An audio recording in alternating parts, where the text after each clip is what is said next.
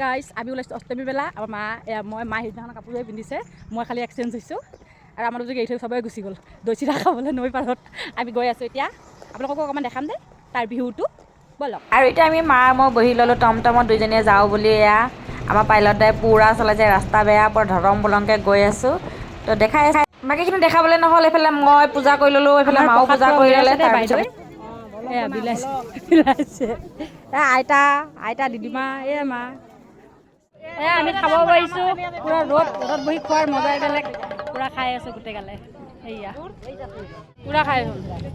এইফালে আকৌ দৈ চিৰা খতম কৰি তিয়হ সেইফালে দেখিছেনে আইতাহঁতে পূৰা তিয়হ মুড়িৰ লগত খাই দৈ চিৰা খালোঁ এতিয়া মুড়ি আৰু তিয়হ খাম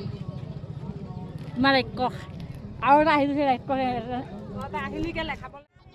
আকৌ এইজনলৈ চাওক চাহ খাবলৈ বহি লৈছে তাতেই তলতে বহি লৈছে এইজনক আমাৰ মামা হয় দেই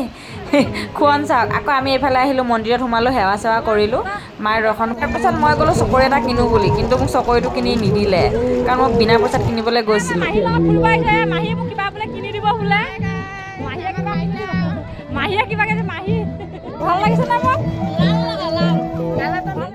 সেইফালে বজাৰ সামৰণি মাৰিয়ে যাবলৈ ওলালোঁ আমাৰ পাইলট দাও আহি গ'ল কাৰণ দেৰিও হৈ গৈছে বতাহ ধুমুহা আহিছে তাৰপিছত এয়া আমি দিয়া নাই পইচাও নিদিওঁ এয়া বহি লৈছে গোটেইকেইটা এক বছৰৰ কাৰণে মেলা খতম আমি তেনেকৈ বাই সেয়া আইতা